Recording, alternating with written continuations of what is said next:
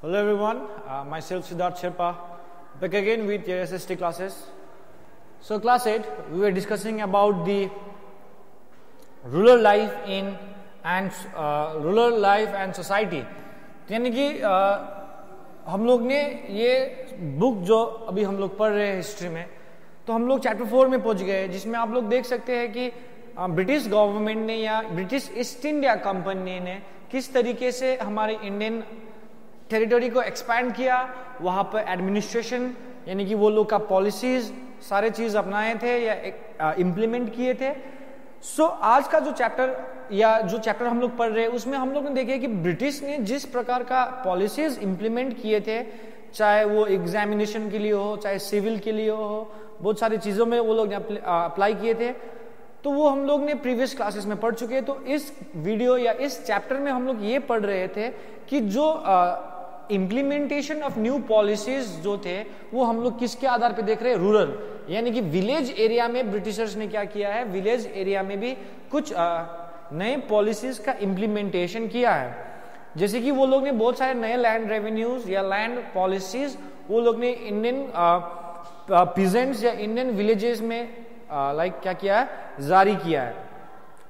तो you all can see कि हम लोग ने प्रीवियस क्लासेस में ये देखे थे कि इंडिया के जो विलेजेस है उसमें वो लोग ने बहुत प्रकार के लैंड रेवेन्यू या लैंड सेटलमेंट सिस्टम्स लागू किए थे, जैसे कि Mahalwari system, Ryotwari system and permanent settlement.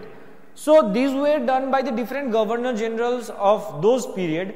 और उसका हम लोग ने क्या देखे थे कि उसका वो सिस्टम किस प्रकार से काम कर रहा था, या उस सिस्टम में क्या चीज ऐसे थी. जैसे कि सबसे पहले हम लोग ने ये देखा था कि परमानेंट सेटलमेंट में land revenues were fixed, yes, zamindari system आए थे, उसका मेरिट्स डिमेरिट्स देखे थे.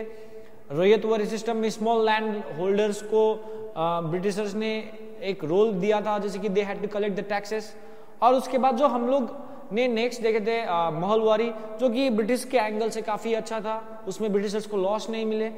तो हम लोग ने ब्रिटिशर्स के एंगल से या ब्रिटिश ईस्ट इंडिया कंपनी के एंगल से हम लोग ने ये समझ लिए थे कि जो ब्रिटिशर्स ने जो इम्प्लीमेंटेशन किया था उससे ब्रिटिशर्स को क्या बेनिफिट मिला या उन लोगों को क्या एडवांटेजेस मिला. But today in this topic और today's video we will be covering a portion about the Indian farmers. यानी कि हम लोग ये वीडियो में इंडियन फार्मर्स या इंडियन पीपल के एंगल से देखेंगे कि जो लैंड रेवेन्यूज इंप्लीमेंट किए गए थे हमारे इंडियन विलेजेस में, उसका लोगों पे क्या असर पड़ा. तो हम लोग चैप्टर का नाम ही बोल रहे थे रूरल लाइफ. तो यानी कि रूरल लाइफ में जो भी इंप्लीमेंटेशन हुआ था बहुत सारे लैंड रेवेन्यू सिस्टम का, उससे रूरल लाइफ में क्या इफेक्ट पड़ा और साथ साथ सोसाइटी, वहां के समाज को क्या असर पड़ा है. सो आज हम लोग ये देखेंगे कि जो प्रीवियस क्लास में हम लोग ने जो वीडियो पढ़े थे इम्प्लीमेंटेशन ऑफ लैंड रेवेन्यूज, तो उसी को आगे बढ़ाएंगे, जिसमें ये देखेंगे कि उस लैंड रेवेन्यूज या जो सेटलमेंट्स जो ब्रिटिश ईस्ट इंडिया कंपनी ने सोसाइटी पे लगाया था, उससे हमारे इंडियन पीजेंट्स या फार्मर्स को क्या असर पड़ा है या क्या इफेक्ट पड़ा है. सो देखते हैं आगे, ठीक है. Impact of land revenue. तो टॉपिक है impact of the land revenue policies on rural economy. तो हमारे अर्थव्यवस्था यानी कि लोगों के जो किसान की अर्थव्यवस्था थी, जो इनकम का बात कर रहे हैं, उसमें जो लैंड रेवेन्यूज या जो पॉलिसीज यहाँ पे जो बात कर रहे हैं हम लोग, Ryotwari system, Mahalwari system and permanent settlement का बात करें, तो permanent settlement, Ryotwari system, Mahalwari system, ये सिस्टम ने हमारे इंडियन पीजेंट्स को क्या इफेक्ट किया है या क्या इंपैक्ट या क्या असर वो लोगों के ऊपर पड़ा है. तो चलिए आगे पढ़ते हैं. सबसे पहले हम लोग को ये समझना होगा बेटा कि जो लैंड रेवेन्यू सिस्टम थे initiated by the British in India left a deep impact. तो यानी कि जो ये लैंड रेवेन्यू सिस्टम जो ब्रिटिशर्स ने लागू किया था, उसने हमारे इंडियन के ऊपर काफी गहरा असर छाप या गहरा असर छोड़ा है या गहरा असर डाला है. तो ये लैंड रेवेन्यूज या लैंड रेवेन्यू पॉलिसीज लगने से पहले, प्रायर टू दिस, मतलब प्रायर टू दिस मतलब बिफोर द पॉलिसीज, जो लैंड रेवेन्यू पॉलिसीज लगाए गए थे उसके पहले देखा जाए तो our villages were self sufficient, the people, the Indian villages were self sufficient, वो अपने आप में काबिल थे, they were able to sustain their life, वो लोग अपना जीविका चला सकते थे आराम से बिना किसी का इंटरफेरेंस के बिना, they were able to grow their crops, they were able to feed their families, they were able to look after themselves, at the same time they were able to look after their land, everything, ठीक है। The farmers and peasants had an inherent tie with their land because of beliefs, traditions and village social system. तो समाज में हम लोग का जो system था एक प्रकार से देखा जाए तो फार्मर्स जो थे, हमारे जो पीजेंट्स थे, खेती करने वाले लोग, वो उनका इनहेरेंट टाई था, मतलब एक पुश्तैनी पहले से ही मिलके आया हुआ एक संबंध था जमीन के साथ। हो सकता था संबंध था, हो सकता नहीं होता था, संबंध होता था, अपना जमीन के साथ अपना संबंध था। किस प्रकार से? वो लोग का एक विश्वास था जमीन। Let's talk about land in India. Land in India it's not that simple, ठीक है। जैसे लैंड जो था बेटा हमारे देश में, लैंड का एक किसान के लिए एक लैंड काफी महत्वपूर्ण होता है, एक लैंड उनके लिए सब कुछ होता है। तो when we talk about land, तो वो लोग का एक अपना संबंध था जमीन के साथ, चाहे वो एक विश्वास के कारण हो, चाहे वो एक ट्रेडिशन, एक परंपरा या प्रथा के कारण हो, या गांव के सोशल सिस्टम हो, विलेज के सोशल सिस्टम से हो, सबका गांव के साथ अपना, जमीन के साथ अपना लगाव था हमारे किसानों का, ठीक है। दे ऑल्सो यूज टू पे रेवेन्यू इन काइंड। तो ब्रिटिशर्स से आने से पहले हम लोग गांव में जो थे बेटा, गांव के पीजेंट्स जो थे, फार्मर्स जो थे, वो लैंड रेवेन्यूज किसके रूप में देते थे? काइंड के रूप में देते थे। They used to pay land revenues in terms of kind. तो when we talk about kind, kind का मतलब ये है बेटा कि पहले हम लोग टैक्स कैसे देते थे? टैक्स हम लोग देते थे या रेवेन्यूज हम लोग एज अ प्रोडक्ट यानी कि प्रोड्यूस में देते थे। तो काइंड मतलब एक रूप, प्रकार में दे सकते थे। यहाँ पे दया की बात नहीं आया है, यहाँ पे काइंड मतलब होता है बेटा एक टाइप। किसका बात कर रहे हैं हम लोग? टाइप, यानी कि एक प्रकार में दे सकते हैं। जैसे कि if you are not able to pay a tax in terms of production, तुम खेती कर रहे हो और तुम्हारे अच्छा फसल नहीं हुए और तुम फसल के रूप में तुम लैंड रेवेन्यू नहीं दे पाए, तो तुम एक काइंड यानी कि एक काइंड मतलब प्रकार से, काइंड मतलब जैसे कि फॉर एग्जांपल मैं एक जमींदार हूं या मैं एक राजा हूं, तो मैंने किसी व्यक्ति से बोला कि भाई तुम टैक्स क्यों नहीं दे पा रहे, तो उसका फसल बिगड़ा हुआ है, ओके फॉर एग्जांपल अंडरस्टैंड। तो उन्होंने बोला कि महाराज मैं आपको लिए जितना मेरा कर बन रहा है या जितना रेवेन्यू बन रहा है उसको मैं अपने काम करके आपके घर पे, आपके महल पे या आपकी चौकीदारी करके हो या जैसे भी करके हो, आपका बैलों को देख के हो या आपका घोड़ा को देख के हो, काम करके काम से ही कर लौटाएंगे। That is kind. यानी कि मैं एक किसान हूं, मैं नहीं दे पाया टैक्स, तो मैं क्या किया, मैंने जिसको टैक्स देना था, मैंने रेवेन्यू देना था, उनके घर पे काम किए और काम करके मैंने अपना रेवेन्यू क्या कर लिए, चुका दिए। So that is how we, that is what we are talking about kind, यानी कि प्रकार में दे सकते थे। ये जरूरी नहीं था कि पहले किसानों को, पहले जो फार्मर्स थे हमारे इंडिया में, ये जरूरी नहीं था कि वो लोगों को क्या देना था, टैक्स, केवल क्रॉप का प्रोडक्शन में देना था, ये जरूरी नहीं था, या केवल वो लोगों को पैसा देना था, ये जरूरी नहीं था। They could have given the revenues in term, in type of kind, प्रकार में भी दे सकते थे। उतना ही नहीं, दूसरा देखते हैं,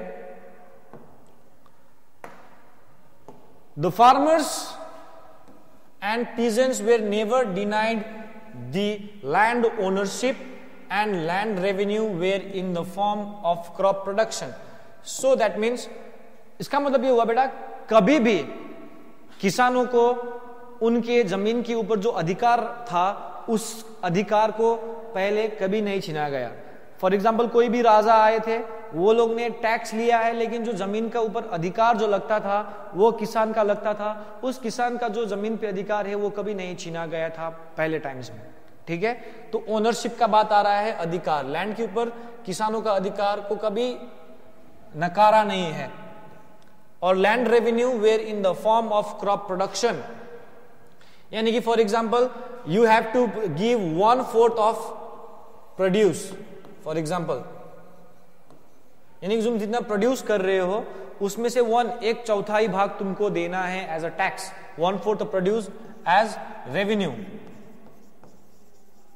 यानी कि एक किसान को टैक्स देने का एक तरीका होता था बेटा कि जो जितना खेती करता है उसमें से 1/4 यानी कि 4 किलो गेहूं उगा रहे हो तो 1 किलो तुमको क्या करना पड़ेगा, देना पड़ेगा। यदि 100 किलो करे तो 25 केजीज क्या चला जाएगा, रेवेन्यू में चला जाएगा। सो पहले क्या था, किसान अपने प्रोडक्शन जितना होता है उसके आधार पे वो एक टैक्स जमा कर सकता था या रेवेन्यू दे सकता था। लेकिन ब्रिटिशर्स जब आए वैसा नहीं था। क्यों, क्या है, तुम लोग ने पढ़ा है permanent settlement, Ryotwari settlement, Mahalwari settlement में हम लोग ने ये देखा है कि they had to pay a fixed amount of tax. जैसे हम लोग ने काइंड में दिए, तो काइंड में तो अब हम लोग फिक्स तो नहीं दे सकते, वो तो हम लोग प्रकार में दे रहे हैं। लेकिन जो ईस्ट इंडिया कंपनी ने जो पॉलिसीज लगाया था उसमें वो लोग ने रेवेन्यूज फिक्स कर दिए थे और वो कैश में होता था। किसमें होता था, cash. They had to pay the revenues in terms of cash. Village panchayat disputes were settle by, 2 बार हुआ है, बाय विलेज पंचायत। सो गांव में कभी भी किसी भी प्रकार के कॉन्फ्लिक्ट्स होते थे, गांव में किसी भी प्रकार के कॉन्फ्लिक्ट्स होते थे बेटा, तो वो कॉन्फ्लिक्ट्स विलेज पंचायत के द्वारा होते थे। तो village panchayat had a very great importance in our country from the ancient times. आजादी से पहले ही हमारे देश में यू कैन से पंचायत यानी कि जो एक सबसे ग्रास रूट लेवल का जो गवर्नमेंट है वो लोग जो विलेज पंचायत उनका काफी इंपॉर्टेंट रोल होता था। जैसे कि विलेज पंचायत अपने गांव का एक पंचायत या सरपंच अपने गांव में जितने भी कॉन्फ्लिक्ट्स, जितने भी झगड़े हो रहे थे वो सारे झगड़े को सेटल करते थे। एक प्रकार से they used to settle all the problems in the village. ठीक है, तो have you ever heard about the stories like Panch Parmeshwar? Yes, this all are the stories जो हमारे विलेज के जो पंचायत का है उसका वैल्यूज दिखाता है। ठीक है, तो ये सवा शेर, गेहूं का गाथा, this all are like of the stories of village traditions of our country. So ये सब देखने से पता चलता है कि हमारे देश में ये सारे विलेजेस का भी काफी इंपॉर्टेंट था, विलेज पंचायत का। लेकिन अब क्या हुआ, अब जाएंगे जो इफेक्ट डाला है अंग्रेजों ने। तो now the Britishers appointed officials to look after this disputes which reduce the importance of the village panchayat. तो ब्रिटिशर्स ने क्या किया कि अब वो लोग ने क्या इंट्रोड्यूस किया कि वो लोग ने अब ब्रिटिश ऑफिशियल्स बना दिए गए। वहां पे एक ऑफिशियल रख दिए या एक इंसान, ब्रिटिश के एक इंसान को वहां पे खड़ा रख दिए जो ये डिस्प्यूट्स को क्या करता था, मैनेज करता था। अब जब ये ब्रिटिशर्स अपॉइंट किए हुए ये डिस्प्यूट को मैनेज कर रहा है बेटा, तो क्या होगा बेटा कि पंचायत का जो इंपॉर्टेंस था बेटा वो कम होते गया। जो महत्व पंचायत का पहले से हमारे देश में चलती आ रही थी उस महत्व को कम कर दिया किसने, ये ब्रिटिशर्स ने, जिन्होंने ऑफिशियल्स को क्या किए थे, अपॉइंट किए थे। तो बात समझ में आ रहा होगा। तो ये एक बहुत बड़ा प्रॉब्लम था पंचायत का। ठीक है, सॉरी पंचायत का नहीं, ये बहुत बड़ा एक प्रॉब्लम था, ये जो पॉलिसीज जो अंग्रेजों ने लगाया था। तो दूसरा चीज हम लोग और देखते हैं, और सबसे बड़ी बात तो यही था कि जो हम लोग जो बात कर रहे हैं रेवेन्यूज का, the land revenue was fixed and peasants were forced to grow crops according to the needs of the market. तो मार्केट में जो चल रहा है, मार्केट में जो चीज का डिमांड है उसी डिमांड का ही सामान ग्रो करना जरूरी बनाया किसने, अंग्रेजों ने। अंग्रेजों ने लैंड रेवेन्यू क्या कर दिया, फिक्स्ड, यानी कि ये चेंज नहीं होगा। आई होप यू ऑल रिमेंबर कि जो हम लोग ने पढ़े थे परमानेंट सेटलमेंट, वहां पे एक प्रकार से क्या किया था, वो लोग ने लैंड रेवेन्यूज फिक्स रख दिए थे, जिसकी वजह से ये जरूरी हो गया कि वो लोग क्या करे, एक लैंड रेवेन्यू एक फिक्स रूप में वो लोग क्या करे, दे दे, और उसके अलावा और कोई चारा नहीं, देयर आर नो ऑप्शंस। और वो लोगों को जो नीड था मार्केट में, ब्रिटिशर्स को जो मार्केट में नीड चाहिए था, उसी नीड के आधार पे वो लोगों को क्या ग्रो करना पड़ता था, क्रॉप्स ग्रो करना पड़ता था। तो सिंपल सी बात है बेटा, मैं बता रहा हूं लैंड रेवेन्यू सिस्टम क्यों लगाया गया था, मैं बताता हूं, ये पॉइंट से हम रिलेट करेंगे, ये जो अभी लास्ट पढ़ने पर। लैंड रेवेन्यू सिस्टम क्यों लगाया गया था बेटा, कि लैंड रेवेन्यू सिस्टम्स लगाए गए थे और उसमें जो हम लोग परमानेंट सेटलमेंट में देखिए तो जमींदारी सिस्टम आया था, रैयतवारी आया था, उसके बाद महलवारी सिस्टम, एक रिवाइज्ड मतलब मॉडिफाइड वर्जन ऑफ हम लोग जमींदारी सिस्टम भी बोलते। क्यों, तो जमींदार जब एक एरिया है, मेरा खेत है, मेरे ऊपर जमींदार है, तो वो जमीन अब और मेरा नहीं रहेगा, वो जमीन का मालिक कौन है, जमींदार रहेगा। और जमींदार किसका लॉयल है, ब्रिटिशर्स का। कंपनी का लॉयल है, तो क्या होगा, वो जमीन मेरा नहीं है। तो जब मेरा जमीन नहीं, मेरा अपना जमीन नहीं है, तो जैसे कि हम लोग ने बोला था कि यहाँ पे एक लाइन हम लोग ने बोला था कि they were never denied of the land ownership. अब लैंड ओनरशिप कभी भी पहले डिनाई नहीं किया जाता था, लेकिन अब जो क्या था बेटा कि अब लैंड ओनरशिप मेरा नहीं रहा, लैंड किसका रहा, जमींदार का रहा। अब जमींदार का जब लैंड रहेगा बेटा, तो वो जो चाहे वो मेरे से खेती करवाएगा, क्योंकि जमीन अब मेरा नहीं है।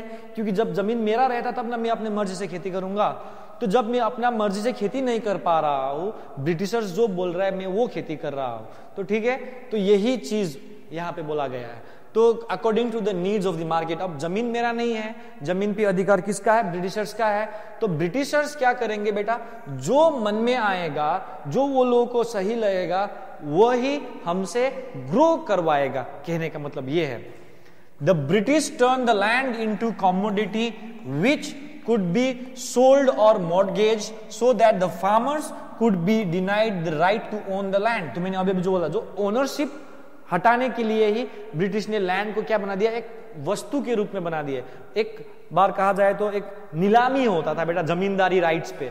तो जैसे कि जो जमींदार सबसे हाई रेवेन्यू देने का तैयार होता था, उसको जमींदारी का अधिकार मिलता था, तो वो एक वस्तु हो गया बेटा, कि एक वस्तु के रूप में। लेकिन land is such a thing so pure, land is like, हमारे देश में एक कमोडिटी नहीं है, किसान के लिए land is more than a thing, एक वस्तु से ज्यादा ऊपर है जमीन। We all know that there are different types of traditions, like जमीन का पूजा करना, जमीन को लाइक धरती माता, they give us food, so we should respect our land.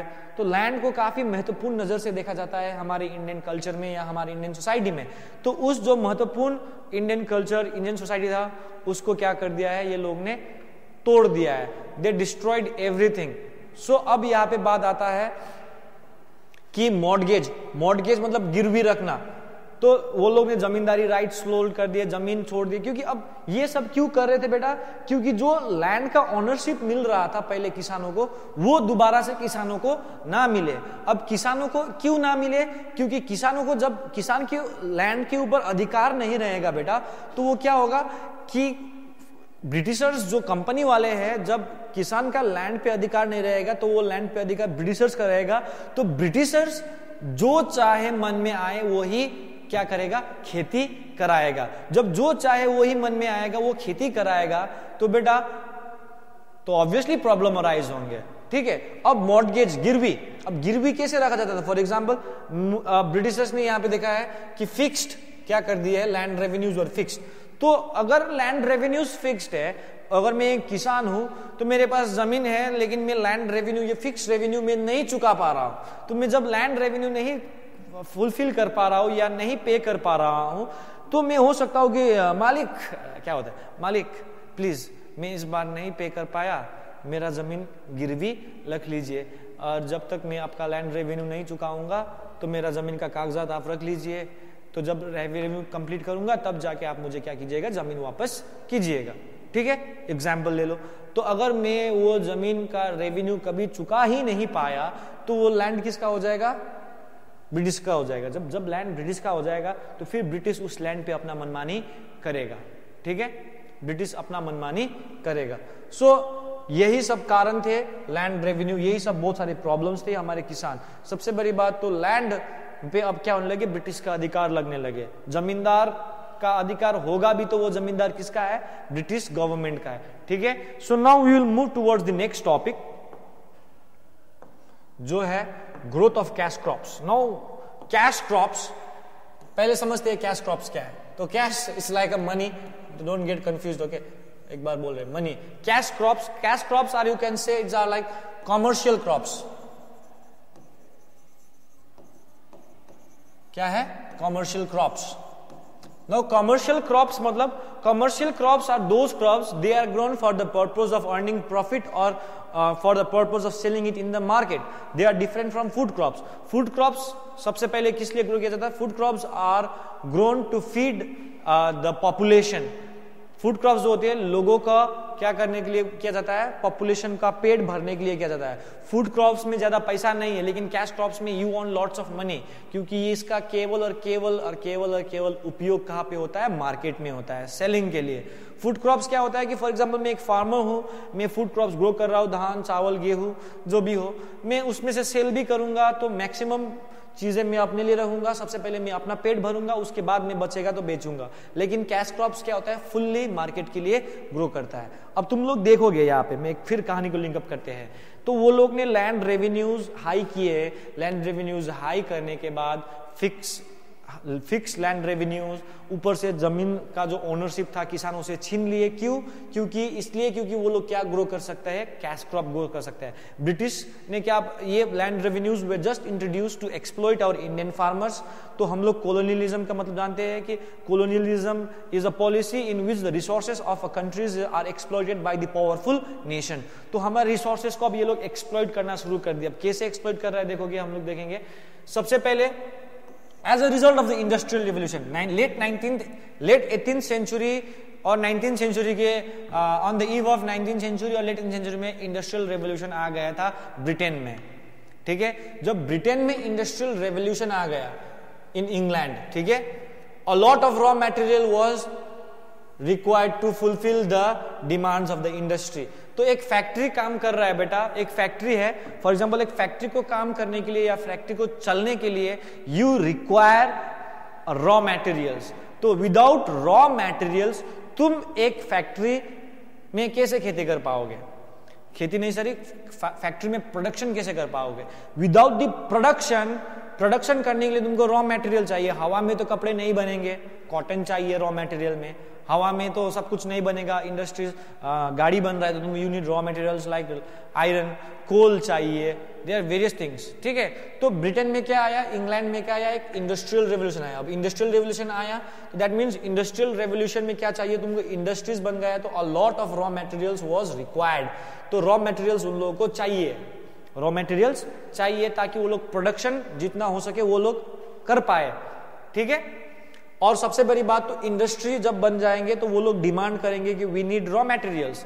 तो हम लोग ने चैप्टर ये क्लास 8 के हिस्ट्री बुक में शुरुआत में पढ़ा था कि कोलोनियलिज्म का एक बहुत बड़ा कारण ये था कि यूरोप में क्या हो गया था, इंडस्ट्रियल रेवोल्यूशन आ गया था। इंडस्ट्रियल रेवोल्यूशन की वजह से तुम लोगों को क्या चाहिए था, रॉ मटेरियल्स चाहिए था। रॉ मटेरियल्स अपने देश के बाहर से ही वो लोग क्या कर पा रहे थे, सारे रॉ मटेरियल्स प्रोवाइड कर रहे थे। इसलिए वो लोग ने बहुत सारे कंट्रीज जैसे कैरिबियन कंट्रीज, कैरिबियन आइलैंड्स, ठीक है, अमेरिका, अफ्रीका, हमारे इंडिया जैसे कंट्री को क्या किया, कोलोनाइज किया। कोलोनाइज करने के कारण क्या था कि वो लोग रॉ मटेरियल हमारे देश में उगाए और इंडस्ट्रियल रेवोल्यूशन में क्या कर दे, इंडस्ट्रीज में क्या कर दे, वो लोग उनका डिमांड फुलफिल कर दे। अब जब डिमांड फुलफिल हो जाएगा बेटा, वहां का वहां पे प्रोडक्शन शुरू हो जाएगी। जब प्रोडक्शन शुरू हो जाएगी तो उन लोगों के लिए मार्केट भी चाहिए। क्या चाहिए, मार्केट भी चाहिए, जहां पे वो लोग अपना प्रोडक्ट को क्या कर पाए, बेचे। इंडस्ट्रियल रेवोल्यूशन से ही केवल नहीं होगा बेटा, तुमको मार्केट भी चाहिए अपना सामान बेचने के लिए। तो अब वो मार्केट का काम भी कौन करेगा, हमारे जैसे देश, इंडिया जैसे देश जो कि ब्रिटिश का कॉलोनी था, तो जहां पे वो लोग जाके अपना प्रोडक्ट को क्या करेंगे, बेचेंगे। तो ठीक है, this demand could be fulfilled by India which was then a British colony. सबको बताया हमारा देश अंग्रेज का कॉलोनी था, तो अंग्रेज इंग्लैंड में जो भी रॉ मटेरियल्स का डिमांड बढ़ रहे थे उसका फुलफिलमेंट केवल और केवल इंडियन फार्मर्स क्या कर रहे थे, फुलफिल कर रहे थे। हमारे इंडियन फार्मर्स अब क्या कर रहे थे, ग्रो कर रहे थे। अब सिंपल सी बात है, इंडियन फार्मर्स अपने मर्जी से ग्रो नहीं कर रहे थे, उस पे क्या कराया था, फोर्स किया जा रहा था कि तुमको केवल कैश क्रॉप्स ग्रो करना है। अगर आप लोग कैश क्रॉप्स नहीं ग्रो करोगे तो भाई you have to face the consequence, जो बाद में जो कुछ भी होगा वो तुमको खुद देखना पड़ेगा। तो ये एक बहुत बड़ी प्रॉब्लम हमारे इंडियन फार्मर्स के लिए क्या था, बना हुआ था। Is that clear? Is that clear? यहां तक समझ में आया होगा।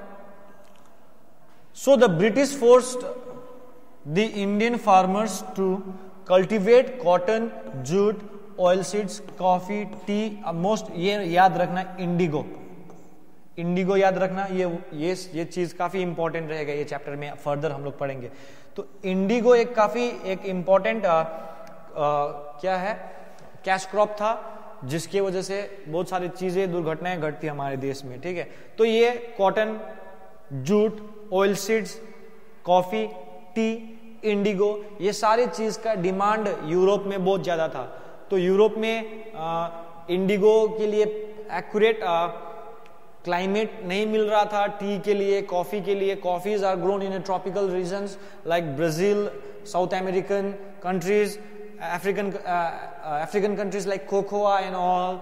ये टी थोड़ा हमारे यहाँ के हिली एरियाज में ग्रो करता है। इंडिया के इंडिगो यानी कि बिहार, चंपारण में तुम लोग पढ़ोगे गांधी के टाइम पे भी। तो ये सारे चीजों का डिमांड ज्यादा था। अब देखो बेटा, ये सारे क्रॉप से तुम्हारे पेट तो नहीं भरेंगे, ये सारे चीज से तुम्हारे पेट तो नहीं भरेंगे। You won't be able to feed yourself. तो अब ये सारे चीज का केवल और केवल मार्केट यूज था। इससे इंडियन फार्मर्स ग्रो कर रहे थे, और इंडियन फार्मर्स को ग्रो करने पे भी उतना फायदा नहीं हो रहा था। फायदा केवल किसको हो रहा था? ब्रिटिश को हो रहा था, क्योंकि Britain were now able to supply the raw materials to their country. तो ब्रिटेन अब क्या हो गए थे, इंडिया जैसे देश, अफ्रीका जैसे कंट्रीज में ऑक्युपाई करके वो लोग सफल हो गए थे कि अपने जो इंडस्ट्रियल रेवोल्यूशन आया था, वहां पे जो बदलाव आया था, क्रांति आया था इंडस्ट्रीज में, उसका डिमांड क्या कर पा रहे थे, वो लोग फुलफिल कर रहे थे। तो उसके चलते क्या हुआ बेटा, सो ये इसके चलते एक बहुत बड़ी चीज होता है बेटा। तो this crops were sent to England to fit their industries. तो इंडस्ट्रीज वहां के इंग्लैंड की इंडस्ट्रीज को चलने के लिए ये सारे क्रॉप्स की जरूरत पड़ी। तो इसलिए सारे क्रॉप्स वो लोग क्या करने लगे, इंग्लैंड को भेजने लगे। लेकिन सबसे बड़ा प्रॉब्लम ये है बेटा, These crops were grown on large scale। भाई यहां पे फिर ये समझने वाली चीज ये है कि ब्रिटेन को केवल और केवल प्रॉफिट चाहिए था बेटा। उससे हमारे फार्मर्स को क्या बीत रहा है, उससे हमारे फार्मर्स को क्या प्रॉब्लम फेस करना पड़ रहा है, उससे वो लोगों को कोई मतलब नहीं है। They want profit. Large scale पे ग्रो करने का मतलब है दे वांटेड प्रॉफिट। और हमारे इस प्रॉफिट में हमारे इंडियंस को क्या हो रहा है, उसके साथ क्या प्रॉब्लम्स आ रहा है, वो किसी को परवाह ही नहीं था। तो उसके बदले में क्या हुआ, एज अ रिजल्ट उसका परिणाम क्या हुआ, the production of food crops began to decline which was a matter of serious concern. तो इतना ज्यादा मात्रा में, जो मैंने तुम लोग को यह बताया था, तो ये सारे क्रॉप्स जो हुए, ज्यादा से ज्यादा यही क्रॉप्स ग्रो करने लगे। जूट, ऑयल सीड्स, जैसे कि सीसम, ठीक है, कॉफी, टी, इंडिगो, ये सब ग्रो करने से क्या हुआ, केवल और केवल एक प्रॉब्लम हमारे देश में आई, वो थी the production of food crops began to decline which was a matter of serious concern. तो यानी कि हमारे देश में फूड क्रॉप्स की जो प्रोडक्शन थी, जितना मात्रा में फूड क्रॉप्स ग्रो होने चाहिए, वो फूड क्रॉप्स अब और नहीं ग्रो हुए, और वो एक बहुत बड़ा प्रॉब्लम की बात थी। फॉर एग्जांपल, क्यों प्रॉब्लम होगा, जब फूड क्रॉप्स नहीं रहेंगे तो बेटा खाने की कमी आएंगी। जब खाने की कमी आएंगी तो खाना कम मिलेगा, तो भाई उस खाने में क्या होगी, महंगाई बढ़ेगी। जब महंगाई बढ़ेगी तो everyone won't be able to buy the food. जब सारे लोग खाना नहीं खरीद पाएंगे तो बहुत सारे लोग भूखे मरेंगे। तो इसका मतलब यहाँ पे क्या आ जाएगा, फमाइन्स आ जाएंगे। ठीक है, तो ये प्रॉब्लम हमारे देश को एक बहुत बड़ा प्रॉब्लम था, क्योंकि ब्रिटिशर्स तो अब खाएंगे, क्योंकि अब इंडिगो, टी, कॉफी से हम अब शुगर केन वगैरह चीजों से हम लोग अपना पेट नहीं भर सकते बेटा। तो पेट भरने के लिए वी नीड व्हीट, राइस, ये सब नो, पैडी, ये सब चीजें चाहिए। अगर यही सब चीज का प्रोडक्शन नहीं हुआ तो हमारे पॉपुलेशन को बहुत प्रॉब्लम होगी, जहां पे फूड की शॉर्टेज आएंगे। और यही हुआ है हमारे देश में, बहुत सारे फूड की शॉर्टेजेस आए हैं, और इस दौरान बहुत सारे फमाइन्स आए थे, जिसमें हमारे लोगों के जान चले गए हैं, स्टारवेशन से लोग बहुत मरे हैं, भूखमरी से बहुत सारे लोग मर गए हैं। तो ठीक है, I hope you all understood यहाँ तक। तो ये थे आउटकम किसकी, इंपैक्ट। तो ये था impact of land revenue. Land revenue इसलिए लगाया गया था बेटा, मैं तुम लोगों को एक समरी बना देता हूं। लैंड रेवेन्यू इसलिए लगाया गया था बेटा कि वहां से जितना हो सके, वो लोग का मोटिव ये था कि जितना हो सके वो लोग लैंड रेवेन्यू इकट्ठा करे किसानों से। लैंड रेवेन्यू के साथ साथ वो लोग ये भी चाह रहे थे कि उस लैंड पे इंडियन फार्मर्स का कोई अधिकार ना हो। जब इंडियन फार्मर्स का कोई अधिकार नहीं होगा, लैंड राइट्स नहीं होंगे, तो लैंड राइट किसानों से छीन लिया जाएगा। तो किसानों से लैंड राइट छीन लिया जाएगा तो उस पे अधिकार केवल और केवल ब्रिटिश गवर्नमेंट का होगा या जमींदार का होगा। और जमींदार भी किसका लॉयल है, ब्रिटिश का लॉयल है। तो जब जमींदार का अधिकार होगा या ब्रिटिश का अधिकार होगा, तो ब्रिटिशर्स अपनी मर्जी से क्या करेंगे, क्रॉप ग्रो करवाएंगे जो मार्केट में चाहिए। और मार्केट में कौन सी क्रॉप्स की जरूरत थी, मार्केट्स में मार्केट्स में कौन सी क्रॉप्स की जरूरत थी? Oil seeds, Jutes, coffee, T, Indigo and many more. तो यही सब चीजें थी। अब जब ये सब चीजें लगा दिए गए, यही सब चीजें ग्रो करने के लिए ही वो लोग लैंड रेवेन्यू भी एक प्रकार से एक पॉलिसी लगाया था, ताकि वो लोग किसान से लैंड राइट्स छीन ले। लैंड रेवेन्यूज फिक्स कर दिए। हमारे इंडियन विलेजर्स के जो पंचायत था, वो पंचायत का वैल्यू कम कर दिए, इंपॉर्टेंस कम कर दिए। तो ये सारे चीजें हम लोग ने यहाँ पे देखे, ठीक है। तो लैंड रेवेन्यू जब ये प्रॉब्लम आता है तो क्रॉप्स क्या होने लगे कि फूड क्रॉप्स कम ग्रो किए गए और कैश क्रॉप्स ज्यादा ग्रो कर दिए गए, जिसकी वजह से फूड क्रॉप्स में क्या आने लगी? कमी आने लगी, शॉर्टेज आने लगी, डिक्लाइन। तो ये सीरियस कंसर्न किस लिए था मैं एक बार बता दे रहा हूं। इससे क्या होता था? This gives rise to food shortage,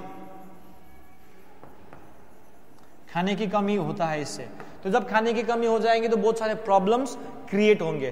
तो मैंने तुम लोगों को बोला था इस चैप्टर के शुरुआत में, या अभी अभी जो बोला था मैंने, इंडिगो का याद रखना, इंडिगो सब। अब जो हम लोग नेक्स्ट क्लास में पढ़ने वाले हैं बेटा, वो आप लोगों का होगा इंडिगो रेबिलियन।